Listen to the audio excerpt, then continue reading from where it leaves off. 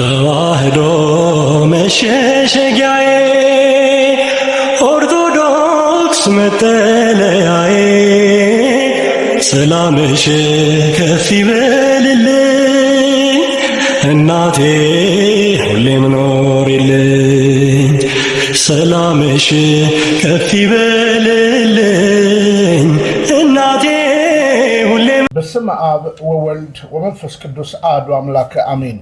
ሰላም ተወዳጆች እንደምናላችሁ እንዳላችሁበት ስፍራ የጊዜ አቆጣጠር ሁላችሁንም በጌታችን በመድኃኒታችን በኢየሱስ ክርስቶስ ስም ሰላም እላችኋለሁ። ተወዳጆች እንግዲህ ዛሬ በወሳኝ ሐሳብ ጉዳይ እመጣለሁ። እኔ ትናንት ለዶክተር አብይ የራስን ስልጣን አሳልፌ ሰጥቼው ዛሬ የሰጠሁን ብድር መልስልኝ ልለው ነው።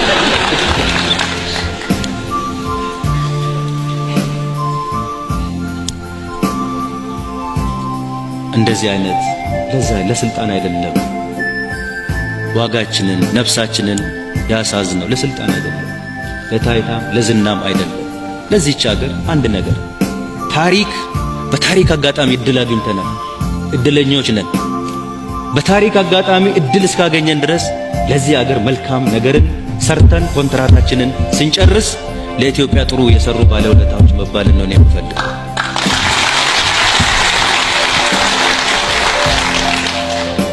እንጂ ቆሻሻ ታሪክ የመንደርተኛ የሰፈርተኛ ፖለቲካ ሰርቼ ማለፍን አልፈልግም። ባልደረቦችም አይፈልጉም። አንድና አንድ ጓደኛሞች ወንድማማቾች ሆነን ነው እየሰራን ያለን። ምናልባት እኔና ዶክተር አብይን የሚለየን ቢኖር ምንም ነገር የለም ከሞት በስተቀር።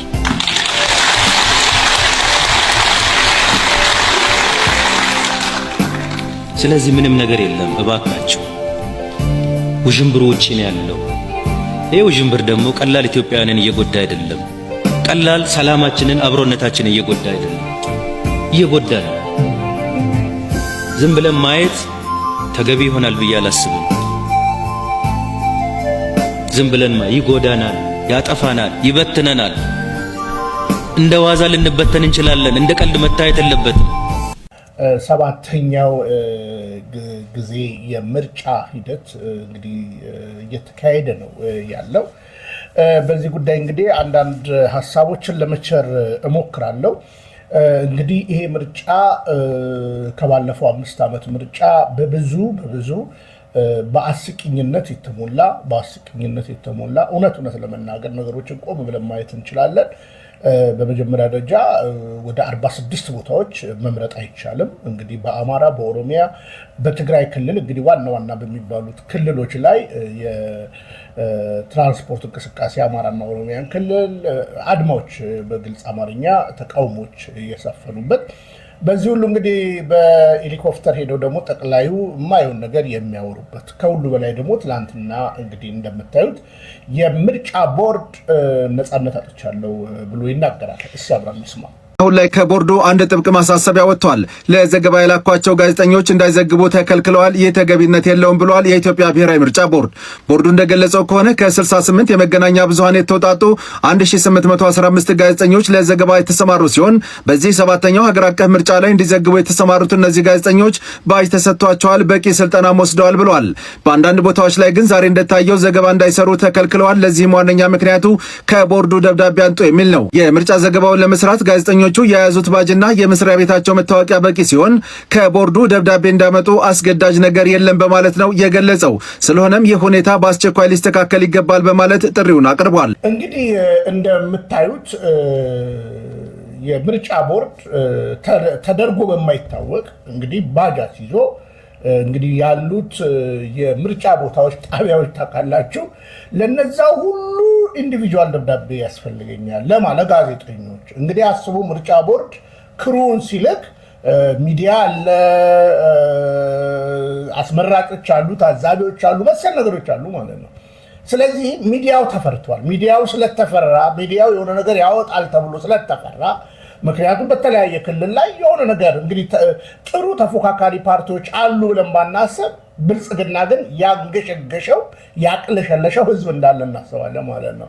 ስለዚህ አሁን ምንድነው ሚዲያው ነው ትንሽ የሚጠበቀው ማለት ነው። ሚዲያው ትንሽ ስለሚጠበቅ የሆነ ነገር ይፈነዳል ብሎ በሚዲያው ጉዳይ ስለሚታሰብ አንዳንድ የሚያሰጉ ቦታዎች ላይ የምርጫ ቦርድ እንግዲህ ባለቀ ሰዓት ትላንትና ባለቀ ሰዓት ደብዳቤ ካለመጣችሁ አትዘግቡም። ስለዚህ ሚዲያ እንዲዘግብ ይህ ሚዲያ አልፈለገም ማለት ነው። እንዳትረሱት ጠቅላይ ሚኒስትር አብይ አህመድ እንዳትረሱት 10 ዓመት ፓርላማ ቁጭ ብሎ የነበረ ሰውዬ ነው። ቁጭ ብሎ የነበረ ሰውዬ ነው እና በደንብ ያውቃታል። መጨረሻ ላይ እንግዲህ ያቺ ታይሚንጓን ለማም የሚጸጸትባት ታይሚንግ አሁን አስገባላችኋለሁ። እቺ ታይሚንግ እኔ ትናንት ለዶክተር አብይ የራስን ስልጣን አሳልፌ ሰጥቼው ዛሬ የሰጠሁን ብድር መልስልኝ ልለው ነው።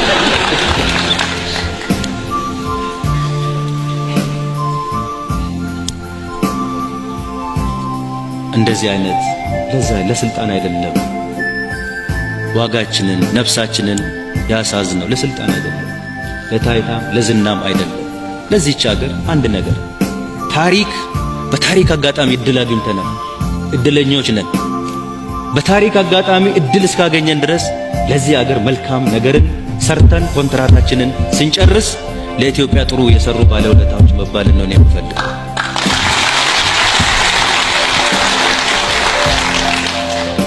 እንጂ ቆሻሻ ታሪክ የመንደርተኛ የሰፈርተኛ ፖለቲካ ሰርቼ ማለፍን አልፈልግም። ባልደረቦችም አይፈልጉም። አንድና አንድ ጓደኛሞች ወንድማማቾች ሆነን ነው እየሰራን ያለው። ምናልባት እኔና ዶክተር አብይን የሚለየን ቢኖር ምንም ነገር የለም ከሞት በስተቀር።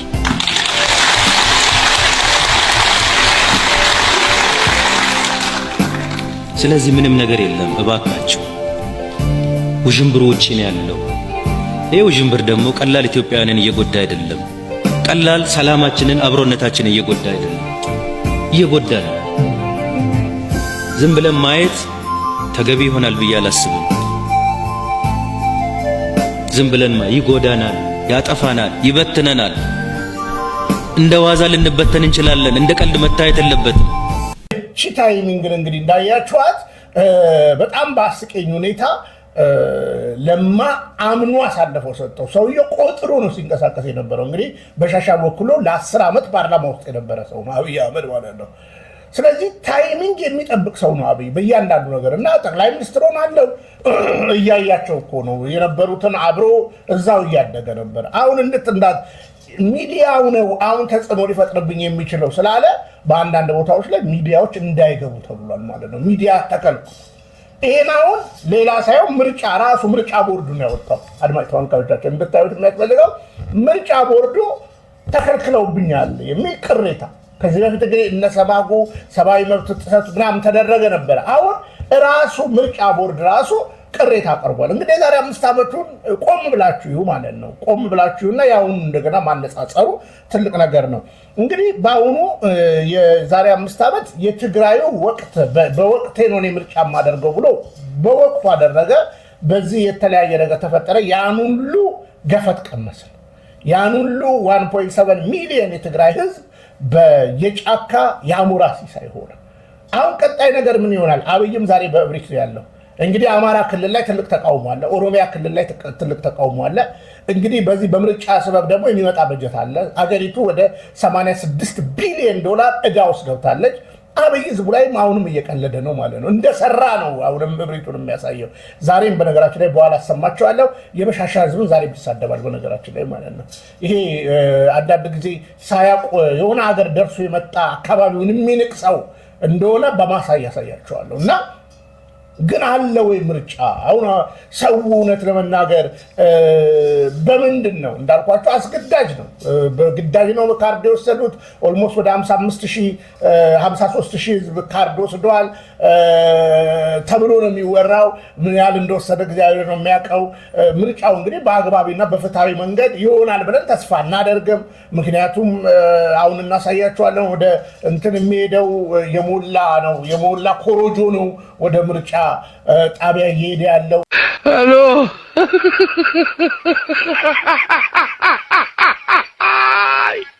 እንግዲህ እንደዚህ የምታያቸው ሰዎች የሞላ ኮሮጆ ነው እንጂ ይዘው ሄዱት እንደሚከብድ አይደለም። ባዶ እንትን ማለት ነው። እና መሰል ነገሮች አሉ። ግን ከአማራ ክልል ዝም ብዬ አንድ ሀሳብ ላሳያችሁና ወደሚቀጥለው እመጣለሁ። ምርጫ እውነት ውሸቱ ነው እንጂ እውነት እመረጣለሁ ብሎ ነው የሚለፋው። የሚመርጠው የለም፣ አይመረጥም። ዳግሚያ ደግሞ የቀረኖችን ለመጨረስ ነው እኮ እሱ ያሰበ። ታውን ቀደም በዱር በገደሉ እየታረዱ ልጆቻችን ወንድሞቻችን የቀሩት ሀብት ንብረታቸው እየተወረሰ የቀረው ያላነሰ ደግሞ አሁን የቀረኖችን ጻድቃን ለመጨረስ ነው። ምርጫ የሚል የሚመርጠው የለም። እኛ ምርጫውን አንቀበልም። ተውዚያ በገንዘብ በ5 ሺህ ብር በ6 ሺህ ብር እየተገዙ እየተታለሉ ተወንድማቸው ጋራ እየገጠሙ መከላከያም እንኳ ጥሏቸው እየሄደ የነሱ ሬሳ ነው በየዱሩ ወድቆ ያለ እና ልጆቻችን ወገኖቻችን ናቸው። አላውቅበት ብለው ነው እንጂ እንደኛ ያለን ነገር ተመለሱ። ተወንድማችሁ ጋር አትጋደሉ። ወንድማችሁ ነው፣ አባታችሁ ነው፣ እናታችሁ ናቸው እየሞቱ ያሉ እህቶቻችሁ ናቸው። ተመለሱ። እሱ ነገር አይጠቅማችሁም። ከህብረተሰባችሁ ጋር ተቀላቅላችሁ ኑሩ የሚል ምልክት እያስተላለፍን ነው። ግን በገንዘብ እያታለለ አሁንም ሊመጡልን አልቻሉም እንጂ የኛ ምክር በዚህ ልክ ነው። ዛሬ ያወቅነው ብዙ ነገር አለ። ፋኖ እንደዚህ አይነት አቋም ይዞ ይቀጥላል ብለን አናስብ ነበረ። ዛሬ ግን በስርዓት ስንት ምሁራን ስንት መሪዎች አግኝተን ለተተኪ ትውልድ ጥሩ ነገር የሚያስተላልፉ አግኝተን አይተን ተመልክተን ደስተኛ ሆነን እንደምናቸንፍም ፋኖ እንደሚያቸንፍ ነገም ዘረኝነት ጎጠኝነት የማይፈጥር መሪ ሆኖ አይተነዋል። ብዙ ነገር አይተናል። ደስ ብሎናል፣ ተረድተናል። የፋኖ አቋም እንደዚህ አይደለም ብለው አሽመርባሪና አሸባሪና ሌሎች ተልኮ አስፈጻሚዎችንም በጎን የመስማት አቅም ከዚህ በኋላ ሊኖር አይችልም። ወደዚያ የተለከኩትም ወደኛ ተመልሰው የናንተ የፋኖን አቅም ማጎልበት እና መገደፍ ሊችሉ ይችላሉ። በዛሬው ምክክር መድረክ ብቻ ያየነው ጥሩ ነገር ነው። ጥሩ ሂደት ነው። በጣም እንደምናቸንፍ በጣም በቃ እኔ እንደዚህ አይነት መሪ እንደዚህ አይነት የተማረ ምሁራን ይመራናል ብለን አላሰብንም። ግን መተን ስናየው የተማረ ትልቅ ስንቅ ሰንቆ አማራን ብቻ ሳይሆን ሁሉንም አቀፍ ያደረገ ሁሉንም ብሔር ሳይገነጥል ጎጠኝነት ሳይገነጥል መርተን እናስተካክላለን የሚል ሐሳብ ያለኝ ከዛሬ ካየሁት መድረክ ላይ ምርጫ ማለት ከዚህ ቀደም 3 4 እዚህ 5 ጊዜ መርጠነዋል። ከመርጦ ሰላም ሲመጣ ላየነው። ከምርጫስ አሁን በጀመረው ፋኖ በጀመረው ትግል ብዙ ነገር እያየን ነው። ሰላም እያገኘን ነው። ምርጫ አንመርጥም። እንዴት እንመርጠዋለን? ከመርጦም ሰው መግደል ነው። አንድ መንግስት ከተመረጠ በተመረጠበት አቋም ህዝብን ሊያገለግል ነው። ግን ህዝብን ከማገልገል ህዝብን ከመግደል ወደ ኋላ አይልም። መምረጥም አይቻልም። ቢመረጥም ሰው ከመግደል ወይም ሰውን ከማሳቀቅ ከማሳደድ የተሻለ ነገር አያመጣም ይሄ መንግስት። አሁንም ምርጫ ብሎ ሊጠቀምበት የፈለገ በጥቅም ህዝብን ገበሬን በጥቅም አታሎ ማስመረጥ እየፈለገ ነው። ግን እኛ መርጠን ከምንሞት ጥቅም አግኝተን ከምንሞት ጥቅም ሳናገኝ በራብ ታግለን ብንሞት ይሻላል ብዬ አስባለሁ። እንደኔ በደሉ የአማራ ህዝብ ቢያንስ በየሄደበት መሞት በየሄደበት መቅረት ሰርቶ እንዳይበላ ከጉዞ እንዳይገባ እንግዲህ በአማራ ክልል ያለውን ነባራዊ ሁኔታ በምርጫ ጉዳይ በምርጫ የተሰራባቸውን እያንዳንዱ ነገር እንግዲህ ጥቂት አሳይተናል። ለምሳሌ አሁን ትግራይን ማናሳየው በትግራይ እንደዚህ አይነት ነገር የለም። ባጭሩ የተወሰኑ ግርግሮች ለመፍጠር የሚሞክሩበት ሀሳብ አለ። በአማራም ክልል በኦሮሚያም ክልል መሰል ነገሮችን እያደረጉ ነው ያሉት። ስለዚህ አገር ባልተረጋጋችበት ሰላም ባልሆነበት ምርጫ የሚባል ዲስኩር ምን ይሰራል ማለት ነው? በመሰረቱ አብይ አህመድ ለምሳሌ አሁን ከሚመርጠው ወይም ምርጫ አለ ብሎ ከሚያስብበት ሀሳብ በዚህ ሁኔታ በቅጥፈት ከሚናገረው ከሚያደርገው ድርጊት በላይ ዝም ብሎ በትረ መንግስቱን እንደያዘ ቢቀጥል የትኛው ይሻላል? ምክንያቱም አሁን በምርጫ ወንበር ይዣለሁ ብሎ ማሰብ ቂልነት ነው። እንደሚታወቀው ሰውዬዎቹም እንደሚሉት 6,000 እና 5,000 ብር እየሰጠ ነው ህዝቡን እየቀሰቀሰ ያለው። ለስብሰባ ሙጡ የሚለውን ነገር አሳይተናቸዋል። የመንግስት መስሪያ ቤቶች በአስገዳጅ ሁኔታ ነው እየወጡ ያሉት። እያንዳንዱ ነገር አስገዳጅ ሆኖ ነው፣ ገንዘብና አስገዳጅ ነገር ያለበት ነው። ስለዚህ ይሄንን ዓለም አቀፋዊ እንግዲህ የዓለም አቀፍ ሚዲያዎች እስከ ጭራሹ አይታሰቡም፣ አይገቡም። በነገራችን ላይ ያው ኢጋድን ወክለው ወርቅነህ ገበየሁ ነው የገቡት። ሌሎች የዓለም አቀፍ ሚዲያዎች እንደተለመደው እንደሌላው ጊዜ ገብተው ጉዳዩን የማየትና የመመልከት መብት የላቸውም። ምክንያቱም ሰውየው ያውቀዋል። አንደኛ በህዝብ ዘንድ መጠላቱን በዚህ ዘንድ የሆነበት ያለው እያደረገው ያለው ነገር መገለጡ ያው የተከደነ እንደሚገለጥ ግልጽ ስለሆነ ማለት ነው ህዝብ እየተረዳ ነው ያለውና መሰል ነገሮችን በእንዲህ ሁኔታ ማየት አለብን ማለት ነው። ስለዚህ አሁን በአማራ ክልል ላይ እንግዲህ ምርጫ ቦርድ 8 ቦታዎች ላይ ምርጫ አይኖርም ነው ያለው። ይሁንና ግን መንገድ ተዘግቷል። ኦልሞስት ለቀኑ ነው መንገድ ከተዘጋ። ኦሮሚያም ክልል ላይ ምናምን አሁን ምናልባት እሱ በሻሻ ሄዶ መምረጡን እንዳታስቡ። ወደ ኦሮሚያ ትራንስፖርት እንቅስቃሴ ተገድቧል፣ ተናግረዋልም ማለት ነው በአንድም በሌላ አንዳንድ ቦታ ላይ ማለት ነው። ስለዚህ በአጭሩ መንግስት ለሰላም ሳይሆን ወንበሩን ለማስጠበቅ የሚሄድበት መንገድ ነው እና ስቲል በኦሮሚያ እንኳን መታመን ያልነበረውም አብይ በኦሮሚያ እንኳን መታመን አልነበረውም። ስለዚህ በአማራ ክልል ላይ በትግራይ ክልል ላይ ሶማሌም አሁን ገጭጓ የሚል ነገር አለ። ከዚህ በኋላ ለማየት ያብቃቸው መሰል ነገሮች ደቡብ ላይም ገጭጓ የሚል ነገር አለ። ምክንያቱም ብዙ የተገባላቸው ቃል እየተፈጸመ ስላይደለ ቁርሾች እንዳሉ በደንብ ይታወቃሉ። የምሬት ንግግሮችም በሶማሊያ ክልል ሰምተናል። ስለዚህ በመጨረሻ የምናሳያችሁ ጠቅላዩ በሻሻ ሄደው ምን አይደለ ማድረግ አይቻልም የሚል እምነት እንድንይዝ ሙከራ አድርጓል። የኢትዮጵያ ሕዝብ ግን ሁሌም እንደሚያደርገው በወሳኝ ኩነቶች ወቅቶች የሚያሳየውን ከፍተኛ የጀግንነት መንፈስ አሳይቶ እንግዲህ በመጣሁባቸው መንገዶች በሙሉ ከጠዋት ጀምሮ በሰልፍ ህዝቡ ምርጫ እያካሄደ ይገኛል። ይሄ የኢትዮጵያ ህዝብ ሀገረ መንግስቱን ለመገንባት የዲሞክራሲያዊ ስርዓት ኢትዮጵያ ውስጥ ለመገንባት የሚሻውን የሚፈልገውን ለመወሰን መካሪ ገሳጭ እንደማያስፈልገው ያሳየበት እርምጃ ነው። እኔ ዛሬ የሚያሳስበኝ ከመራጩ በላይ ተመራጩ ነው። ይሄ ህዝብ በቁርጠኝነት ሚሻውን ወስኖ በዲሞክራሲያዊ መንገድ ከመረጠ በኋላ የተመረጡ ሰዎች በዚያ ልክ ታምነው እጃቸው ልባቸው ንጹህ ሆነው ደከመን ታከተን ሳይሉ ሰርተው ይሄን ሀገር ታሪክ የመቀየር የዚህን ታላቅ ህዝብ ውለታ የመክፈል ዝግጁነታቸው ምን ያክል ነው? እልህ፣ ቁጣ፣ ክርክር አሸንፋለሁ ሳይሆን ያመንን የታመንን ራሱን የሰጠን ህዝብ እንዴት አገልግለው ህይወቱን ይነካሉ ይቀይራሉ የሚለው ጉዳይ ይበልጥ ያሳስበኛል። በእኔ እምነት ዛሬና የዛሬ 5 ዓመት ኢትዮጵያ አንድ አይደለችም። ይሄ 5 ዓመት የኢትዮጵያ በርካታ የታሪክ ጥፋት የሚታይበት 5 ዓመት ነው። ይሄ 5 ዓመት እስካሁን ከሰራነው በላይ መድከም ይጠይቃል። እስካሁን ከለፋነው በላይ መልፋት ይጠይቃል። እስካሁን ካሰብነው በላይ ማሰብ ይጠይቃል። እስካሁን ከተደመርነው በላይ መደመር ይጠይቃል። ትናንትናዋ ኢትዮጵያ በሚቀጥለው 5 ዓመት አናያትም። የተቀየረች የተለወጠች ቢያንስ የማትለምን ራሷን ችላ የምትቆም እስኪ ጠቅላዩን አንዳንድ ንግግሮች እንደሰራ የሚያወራው ገነጣጠልክ ወይ ሰራ ብለን ቻሌንጅ እናደርግለት። እንደዚህ 5 ዓመት የመደመር ጊዜ የለም። ትግራይን ገነጠልክ፣ አማራን አወክ፣ አማራን ጨፈጨፍክ፣ መሰል ነገሮችን አደረክ። በእውነት ለመናገር መደመር የሚባለው እርግጥ አንተና ባለቤት ተደምራችኋል። እውነት ለመናገር አንተና ባለቤት ተደምራችኋል። ተለያይታችሁ ነበረ። እሱ አሜሪካ፣ አንተ ኢትዮጵያ ነበር። ተደምራችኋል። መደመር መጽሐፍ ሰራ ብዬ የማስበው እውነት ለመናገር ለአንተና ለባለቤት ነው።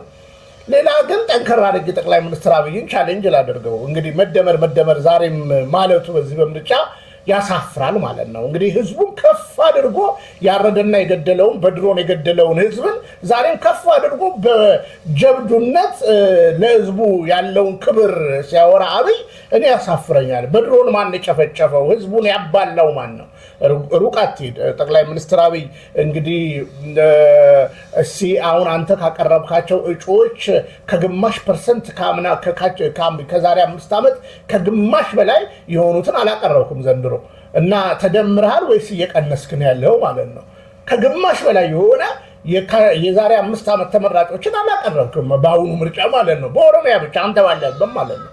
ስለዚህ ምን እያደረክ ነው? መደመር እኮ ማለት እንደዚህ እኮ አይደለም ነገራችን ላይ እና ያንተ የመደመር ቂልነት ህዝብን መቀነስ ነው። የዛሬ 5 ዓመት እንግዲህ አማራ ክልል ላይ ያለው ነገር ይታወቃል። አሁን ደግሞ ትግራይ ክልል ላይ ያለው ይታወቃል። አሁን ደግሞ አማራ ክልል ላይ እንደዚሁ ኦሮሚያ ክልልም እና ዘንድሮ መደመር ምናምን ነገር ባታስብ በዳሩ የትምህርት ጉዳይ ስለሆነ አብይ አይኑን በጨዋጥቦ ልክ እንደሰራ ዛሬም በአውላላ ሜዳ ላይ ህዝቡ እየመረጠ ነው ብሎ አብሮ አስመራጭ ኮሚቴ እስከሚመስል የልቡ ብሬታ ካሰባችሁት ሆም ብሎ እንደሚያሸንፍ ሁሉ ያወራል።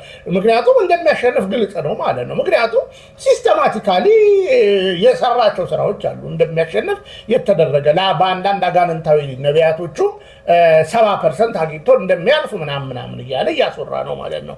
ዞሮ ግን በአጭሩ መናገር ያለብን የምን መደመር ነው? እንኳን ቤተ መንግስት እግራቸውን ከምታጥባቸው ከ34 ሰዎች እኮ አሁን እኮ 14 ሰዎች እኮ ይቀሩ 14 ሰዎች እግር እያጠብ ከምታታልላቸው ማለት ነው። ማን ነው እየተደመረ ያለው? አንተ ልደምረው ያልከው እያንዳንዱ የፖለቲካ ፓርቲ እያንዳንዱ የቢሮ ሴክ እያንዳንዱ አንተ ልደምረው ያልከው የሃይማኖት ተቋም በእውነት ለመናገር አንተ ስትቀንሰው ነው የምናየው። እሱ ለማሳያ እንነሳ።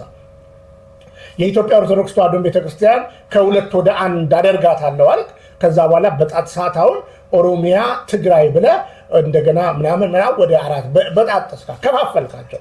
እንደው ደረቅ እናደርገው እስልምና እንግዲህ እንደሚታወቀው በጣት ሰበጣት የጨረስከው ማለት ነው። ፕሮቴስታንቱ አንድ አደርጋለሁ ኢትዮጵያ ወንጌል አማኞች ካሁኑ ስለበለ ፕሮቴስታንቱ እንግዲህ አሁን እንኳን አንተ ደመርኩት ያልከው ፓስተር ጻድቁ እንኳን ወጥቶ የራሱ ሚኒስትሪ እስከሚያደርግ ማሳያ ነው። ሰሞኑን እሱም ፕሮፓጋንዳ ሲነፋ እንዳየና ቃለን እሱ ለሚኒስትሪው ቦታ ፈለጋ ነው እንጂ ጻድቁ አብዶ ያን ጥያቄ ያጠየቀ በአንተ ዕውቀት በአንተ ጭንቅላት አያምንም። በእውነት ለመናገር ግን አሁን ከሙሉ ወንጌል ወጥቶ ተገንጥሎ የራሱ ሚኒስትሪ ስለከፈተ ነው በማሳያ ሳይተናል። ስለዚህ አሁን አንተ ደመርከው የምትለው የሃይማኖት ተቋም፣ አንተ ደመርከው የምትለው የቢሮ አወቃቀር፣ አንተ ደመርከው የምትለው የህዝብ አስተዳደር የቱ ጋር አለ? መደመር አፍ ላይ የሆነበት ንግግር የአንተን ብቻ ነው ያየው። ስለዚህ አሁንም ዛሬም በመደመር ህዝቡን እንትን ታደርጋለህ እንዴ? ነውር እኮ ነው በነገራችን ላይ ማለት ነው። እርግጥ መቀነሱ በጣም በስቷል። አሁን እንግዲህ እነ ሙስጠፌም ጋር ምናምን መሰል ነገሮች ገጭ ጓያለ እንዳለ እናውቃለን። ስለዚህ ባጭሩ ለመደመር ምንም ነገር የለህም። እንግዲህ ደቡብ ክልልን ለማረጋጋት ብለህ ስትቀንስ መከፋፈልን ያደረክባቸው ነገሮች መደመር ከመሰሉ እሱ መከፈል ነው። እና ችግሩ ምንድነው? መደመር፣ መቀነስ፣ ማባዛትና ማካፈል የሚለውን ትምህርት በቅጡ ያልተማረ ሰው ሁሉ ነገር መደመር ይመስለዋል። አሁን ደቡብ ክልልን ደመርክ ነው የሚባለው፣ አካፈልክ ነው የሚባለው። እና መደመርና ማካፈል ግራ የገባው መንግስት ስላለ ማስተዋል እንዲበዛል ነው። እሺ እንቀጥል። በከባቢው አንከር የሆነች ሀገር ለማየት ብዙ ልፋት፣ ብዙ ድካም፣ ብዙ ስራ ይፈልጋል። እነዚህ እንመረጥ ባዮች ከየትኛውም ወገን ይሁኑ ይህ ታላቅ ኃላፊነት ገብቷቸው ዝግጁ መሆናቸው ያሳስበኛል። እኔ በግል ያሳስበኛል። እስካሁን ከሰራሁት በላይ የዚህ ህዝብ ይሁንታ ባገኝና ብመረጥ ምን አድርጌ ነው የምከሰው የሚለው ጉዳይ ያሳስበኛልና ተመራጮች ታላቅ ኃላፊነት እንዳለባቸው አውቀው ቢሰናዱ መልካም ነው እላለሁ። ኢትዮጵያ ሁላችሁም እንደምታውቁት ጥንታዊ ሀገር ነው። ስርዓት ያውቃል፣ መንግስት ያውቃል፣ በሚያስፈልግ ጊዜ መሰብሰብን ያውቃል፣ በሚያስፈልግ ጊዜ መዝመትን ያውቃል፣ በሚያስፈልግ ጊዜ ዋጋ መክፈልን ያውቃል። ይሄን ህዝብ በትናንሽ ፕሮፓጋንዳ ሸብረክ ማድረግ አይቻልም። ታላቅነቱን ግን ያከበረንን አክብረን እየመረጠንን ሰርተንለት ህይወቱን ቀይረን ነክተን የምናልፍ ከሆነ ለሁላችንም ዊን ይሆናል። ሁላችን አሸናፊ እንሆናለንና አስደማሚ ጊዜ ነው። ታላቅ የዲሞክራሲ ስርዓት ግንባታ የሚታይበት ጊዜ ነው።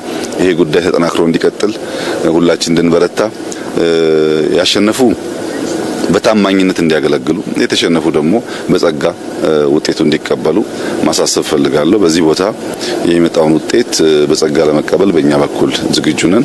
ህዝቡ ላደረገው አጠቃላይ ተጋድሎ እና ጀግንነት ከፍተኛ ምስጋና ማቅረብ ፈልጋለሁ። የምርጫ አስፈጻሚዎች ላደረጉት ተጋድሎ እንዲሁም ማመስገን ፈልጋለሁ። የሚዲያ ሰዎችም በየቦታው ተገኝታችሁ ለምታደርጉ ስራ ማመስገን ፈልጋለሁ። ኢትዮጵያ ትቀጥላለች፣ ኢትዮጵያ ትበለጽጋለች፣ የኢትዮጵያ ታሪክ ይቀየራል። በኢትዮጵያ ውስጥ ጠንካራ ሀገረ መንግስት እንገነባለን። ልጆቻችን እኛ በምንሄድበት የዳዴ መንገድ እንደማይጓዙ ዳግም በእርግጠኝነት መግለጥ እወዳለሁ። እጅግ አድርጌ ያመሰግናል። እንግዲህ ፋና እንግዲህ የእሳቸው የግል ሚዲያ እንደሆነ ሁላቸው እንድትገነዘቡ ይሁን።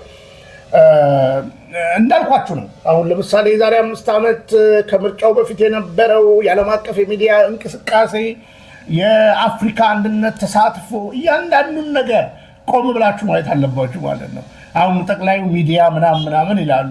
ይሄው ቅድም መግቢያ ላይ ያሳየኋችሁ አይደል እንዴ ሚዲያዎች ደብዳቤ ካላመጡ እንዳይገቡ የሚል ነገር ተፈጠረ ብሎ ምርጫ ቦርድ ራሱ አቀረበ።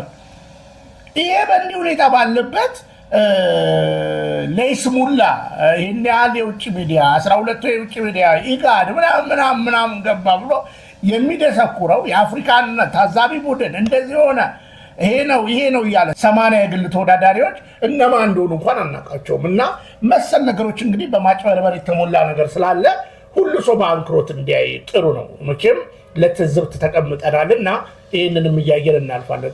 ጠቅላዩ ግን ፓርላማ 10 ዓመት ከመመረጣቸው ከ10 ዓመት 2 ተርም እዛ ስለነበሩ ታይሚንጋቸውን እንዴት አድርጌ ኮምኬ ቦታዋን ይዛለሁ ብለው የተካዱት አቶ ለማ መገርሳ ወዳጅ መስሎ የካዳቸው አብይ አህመድ በተጠቀመበት ሲስተም እዚህ ቦታ ላይ ተቀምጧል። ሲስተሙ ስለሚያውቁ ፓርላማም 10 ዓመት ስለነበሩ የቱን ምን ማለት ይገባቸዋል። ዶክተር አብይ አህመድ አሊ በ1994 ዓመተ ምህረት በኮምፒውተር ኢንጂነሪንግ ከማይክሮሊንክ ኢንፎርሜሽን ኮሌጅ የመጀመሪያ ዲግሪ ያላቸው በአሁኑ ጊዜ የኢህአዴግ ሊቀመንበር የኦህዴድ ሊቀመንበር ሆኖ እየሰሩ ናቸው። ይህንን የህይወት ታሪካቸውን ጽፈው ለአቅራቢው የሰጡት ጠቅላይ ሚኒስትሩ ራሳቸው መሆናቸውን ኢትዮ ፎረም አረጋግጧል። በ1982 7ኛ ክፍል ላይ የቆመን ትምህርት አስከትሎ በ1994 ዓመተ ምህረት የመጀመሪያ ዲግሪ ለማግኘት 9 ዓመታትን መማር ይጠይቃል። እሳቸው ግን ከ1982 እስከ 87 እንዲሁም ከ1990 እስከ 1993 ዓመተ ምህረት እንዳልተማሩ ግልጽ ነው። ታዲያ በ1994 እንዴት የመጀመሪያ ዲግሪ ሊያገኙ ቻሉ የሚለውን ጥያቄ ሳንመልስ የአዲስ አበባው ከፍተኛ 23 ትምህርት ቤት በ1996 እኛ ጋር የ12ኛ ክፍል ተማሪ ነበሩ ይለናል። በፓርላማ በ1994 ዓመተ ምህረት የመጀመሪያ ዲግሪ ያገኙ የተባሉት ጠቅላይ ሚኒስትር አብይ በሰነድ ተደግፎ በኢቢኤስ ቴሌቪዥን በቀረበው ፕሮግራም ላይ ደግሞ በ1996 የ12ኛ ቢ ክፍል ተማሪ ነበሩ ሲል እናገኘዋለን። 96 ዓመተ ምህረት የኛ እዚህ ተማሪ ነበሩ። የአሁኑ አዲሱ ጠቅላይ ሚኒስትራችን የኛ እዚህ ተማሪ ነበሩ፣ እዚህ ነበሩ። እሳቸው እንደዛ ያሉ ተማሪዎችን ያፈራ ትምህርት ቤት ነው። መምህሩ ምኑ በደንብ ነው የሚያስታውሳቸው። በተለይ አስተማሪዎቻቸው ጥሩ ዲሲፕሊን የነበራቸው ተማሪ እንደነበሩ ይገልጻሉ። ስለዚህ ትምህርት ቤታችን ይሄን ጠቅላይ ሚኒስትር ማፍራት ችሏል።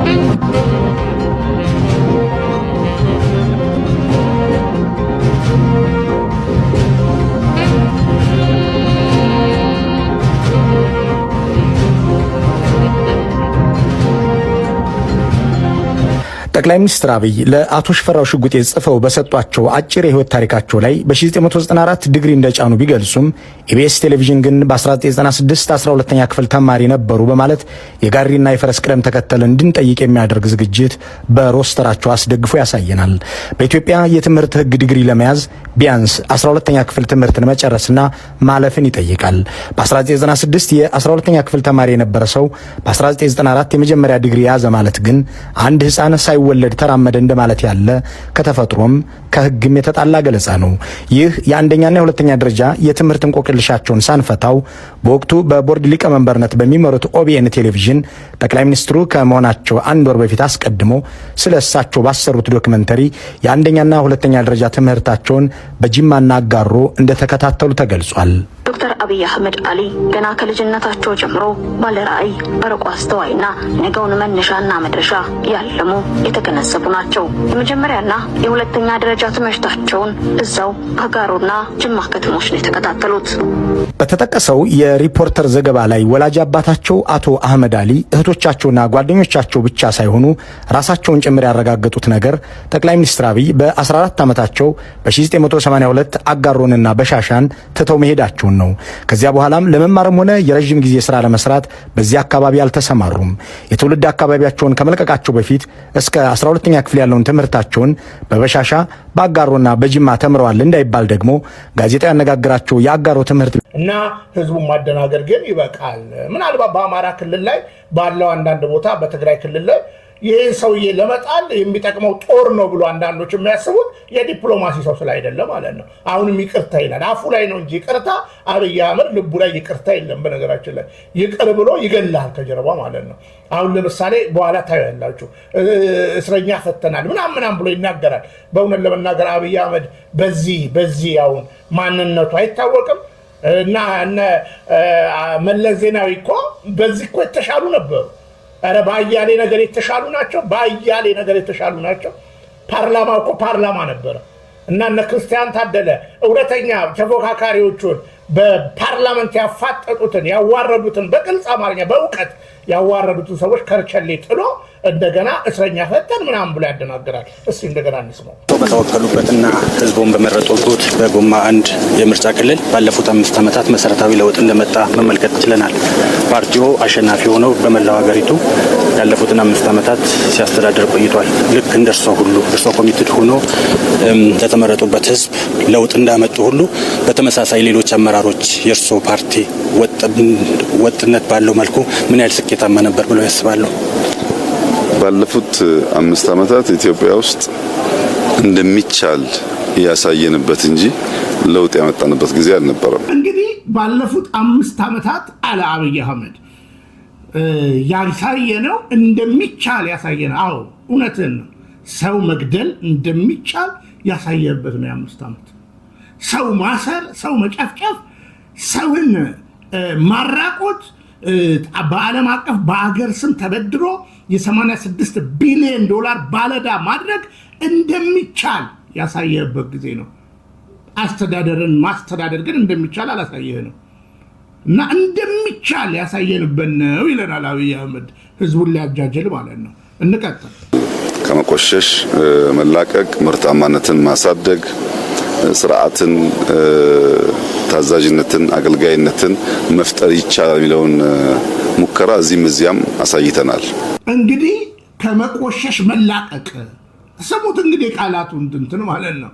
እንግዲህ ቆሻሻ ነበረን ከኔ በፊት ግን ከቆሻሻነት መላቀቅ ከየትኛው? በነገራችን ላይ ጭንቅላት ቆሽሾ አካባቢ ማጽዳት ያለውጥ አይደለም። ጭንቅላት ንጹህ ሆኖ አካባቢ ቢቆሽሽ ለማጽዳት ችግር የለውም እና የሚናገራቸው እንኳን ንግግሮች ልክ ጴንጤ አዳራሽ ውስጥ እንደለመደ የስብከት ንግግር ታዛቢ የሌለበት ይህ አሁን ዓለም አቀፍ ንግግር ነው። በተለያየ ነገር ይተረጎማል። ከመቆሸሽ መላቀቅ እያለ ህዝቡ ላይ ይቀልዳል ማለት ነው። ይሄን ያደረግነው ምናምን በእውነት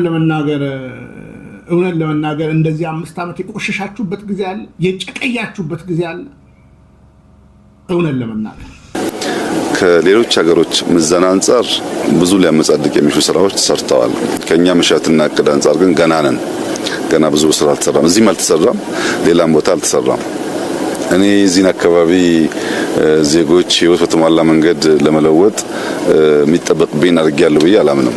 እዚህ አካባቢ በኋላ ከምርጫ በኋላ ዞር ብላችሁ ብታዩ በተለይ እናንተ ዋነኛ ስራ የሚሆነው ከውጭ የምታዩ የሰው ቤት ጭቃ ነው።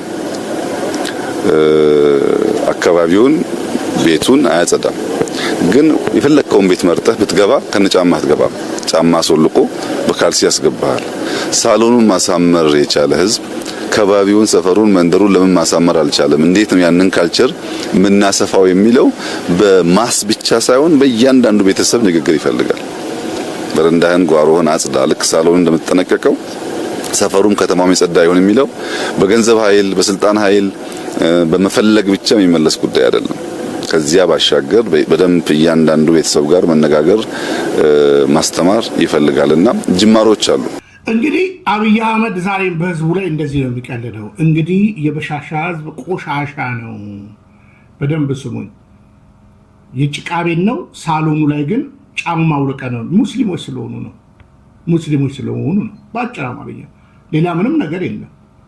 የጭቃ ቤት እኮ ሰላም ነው። የሳር ቤት እኮ ሰላም ነው። የአንተ ህንፃ እኛን መገዳደል አመጣብን እንጂ ምንም ያመጣልን ነገር የለም። ከሰራህም እሱን ማለት ነው። ስለዚህ አሁንም እንግዲህ ቆሻሻ ናቸው እያለ ነው። የበሻሻን ህዝብ በአደባባይ ቆሻሻ ናቸው እያለ ነው። ስለዚህ ቤታቸውን ጫማ አውልቀህ ትገባለህ። አዎ የሙስሊም ቤት ውስጥ ጫማ ተውልቆ ነው የሚገባው። የአይሁድ ቤትና የሙስሊም ቤት ውስጥ ጫማ ተውልቆ ይገባል። እሺ ምን ይጠበስ? የጭቃ ቤት ነው።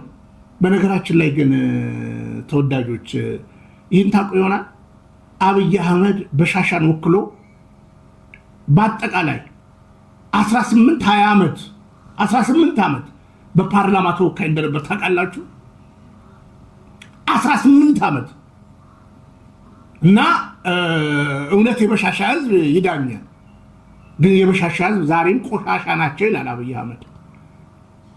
ሳሎናቸው የጸዳ ጫማው ልቀ ምገባ አካባቢው የቆሸሸ ነው ብሎ ህዝብን እንዲህ መሳደብ የሚችል በነገራችን ላይ እውነት ነው ይሄ። አሁን አንተ እንደምትለው ነው። ያንተ ሳር መትከል ያንተ የሆነ ነገር መስራት ይመስላል አይደል? የሀገር እድገት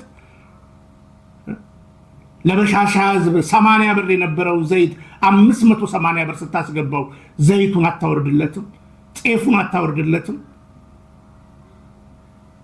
9000 ብር የነበረ ጤፍ 17000 15000 14000 ሲገባ እሱን አታወርድለትም። ህዝብ ላይ መሳለቅ ቢቀርስ ቆሻሻ እያሉ መናገር። አዎ እርግጥ ነው የእናንተ ቤት ቆሻሻ ነበር። አሁን ፓርላማ ገብተሃል፣ ቤተ መንግስት ገብተሃል። እረሳኸው የወጣህበትን። ግን ህዝብን በአደባባይ ቆሻሻ ነው ብሎ መሳደብ ነውር አይደለም? አገርን ቆሻሻ ብሎ መሳደብ ያንተ ወንዝ ማጽዳት ነው ያ ይመስልሃል እንዴ? አገር እኮ ከዛ እኮ ያልፋል። በነገራችን ላይ አያችሁ፣ አርቲፊሻል መንግስት ይሄ ነው ንግግሩ። የበሻሻ ህዝብን የኢትዮጵያ ህዝብን ቆሻሻ እያለ በብርጫ የታሳደበ ደፋር መሪ አብይ አህመድ ነው። እውቀት እንደሌለው የምናሳያችሁ ለዛ ነው። ቆም ብላችሁ ግን ስሙ። እንቀጥል። በሻሻ ላይ ጅማሮ አለ፣ አጋሮ ጅማሮ አለ፣ ጅማ ጅማሮ አለ፣ ወሊሶ ወልቂጤ ጅማሮ አለ፣ አዲስ አበባ ጅማሮ አለ። ይሄ ጅማሮ የእርካታ ገመድ ሸብቦ እንዳይዘና እንዳያስቀረን በጥንቃቄ መዘን ያስፈልጋል። አለልክም ማጥላላት ተገቢ አይደለም፣ የሚታይ ውጤት ስለሆነ አለልክም ማጋነን አስፈላጊ አይደለም። ኢትዮጵያ ከድህነት ተላቃ አንከር ስቴት ትሁን ባልነው ልክ ብዙዎች ኢትዮጵያውያን መካከለኛ ገቢ ተቀላቅለው ብዙ ዩኒኮርኖች ቢሊነርስ ተፈጥረው እንደ ሌሎች ሀገሮች አብዛኛውን ፍላጎቶቻችንን በማምረት የምንመልስ ከምንሆን ድረስ ሰርተናል በሚል መጻደቅ አስፈላጊ ነው ብዬ አላስብም። እሺ አድማጭ ተመልካቾቻችን፣ አሁኑ ለአብይ አህመድ ቻሌንጅ ጥያቄ ጠይቀው።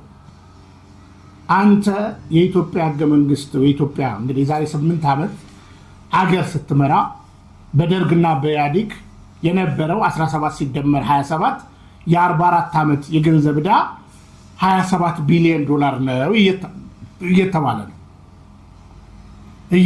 ነው። አንተ ራስ ከመጣህ በኋላ እንግዲህ በዚህ 7 ዓመት ራስ ያመንከው ከትክክለኛ አበዳሪ ሀገራት ምክንያቱም ያልወደክ መንግስት ስለሆንክ ማለት ነው። ስትወድቅ ደግሞ ምን እንደሆነ ይታያል። 86 ቢሊዮን ነው።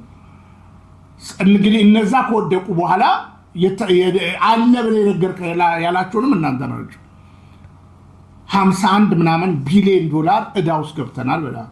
በቅርብ ቀን እንኳን ወለዱን ብቻ አንቀበላችሁም ብለው እንደተወሰነ ከትላንት በስቲያ ይታወቃል። በአሁኑ ሰዓት ከ27 ቢሊዮን ወደ 87 ቢሊዮን ዶላር የ59 ቢሊዮን ዶላር ዕዳው ዘፍቀህናል። እውነቱን ለመናገር ማለት ነው። አንተ እንኳን ባመንከው በዚህ 7 ዓመት 51 ቢሊዮን ደርሳል ማለት ነው። 51 ቢሊዮን ደርሳል።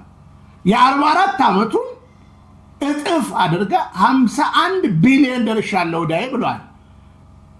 ለዛውም የግሎቹ ተሳይሉ። እኛ እንግዲህ መሰል ነገሮች ተደምረው የኢኮኖሚ ባለሙያዎቹ፣ የውስጥ ምንጮቹ፣ የባንክ ገዢ የነበሩት በግልጽ አማርኛ በፎርጅድ የሚታተመው ብር እንደተጠበቀ ሆኖ እንዲሁ ከአበዳሪ ልጆች የተበደርነው ገንዘብ እዚህ እየደረሰ ነው ብለው ወደ 86 ቢሊዮን ዶላር ይገባል ተብሎ ነው የሚታሰበው። እና የ59 ቢሊዮን ዶላር አሰባችሁ ታውቃላችሁ? አብይ አህመድ የት ነው ያደረገው? ይህን ብር የት ነው ያደረገው? ምንድን ነው ያደረገው? ቀለም የቀባበት፣ ሳር ነው የተከለበት። ሳር እንግዲህ ከወንዝ ዳር ተክሎ ከውጭ ሀገር አይመጣም። ቀለም እና ትውልድ ነቃ ነው እያልኩ ያለሁት። የትኛው ማዳበሪያ ተገዝቶበት ምን ተደርጎበት? ኧረ የተዘረፉ የኢትዮጵያ ድርጅቶች የግል ባለ ሀብቶች ጉዳይማ ሆድ ይፍጀው። ለማንኛውም እውነት ለመናገር ለውጥ አለ ብለን እንዳታስብ። ብድር ነው አናት ላይ ተዘፈዘፈው። ብድር ነው ሀገሬ ላይ ተዘፈዘፈው። የ49 ሚሊዮን ሳይሆን የ400 የ500 ሚሊዮን ቤተ መንግስት ገነባለሁ ያልከው አንተ ነው። እና አትዋሽ መልእክታችን ነው። ለማንኛውም እውነትን እውነት እያልን መቀጠል አለብን። እስኪ ጠቅላዩን እንስማው ቀጥለን። ይሄ 5 ዓመት ግን ብዙ ታሪክ የሚቀየርበት ይመስለኛል። እስካሁን ላለው እንደ ጅማሮ ቢወሰድ፣ ከዚህ በኋላ ላለው ግን ተባብረን ብንሰራ፣ ቅድም እንዳነሳሁት ከመራጩ ተመራጩ ቢያስብበት ጥሩ ነው። ካመነው የታመነው ቢያስብበት ጥሩ ነው። ከተቀበለው የተሰጠው ቢያስብበት ጥሩ ነው። ህዝቡማ አለ ተናገረ እኮ በቃ እኔ አምኜ ስርዓት ገነባለሁ ብሏል። አንተን እሱን ያን መርጧል።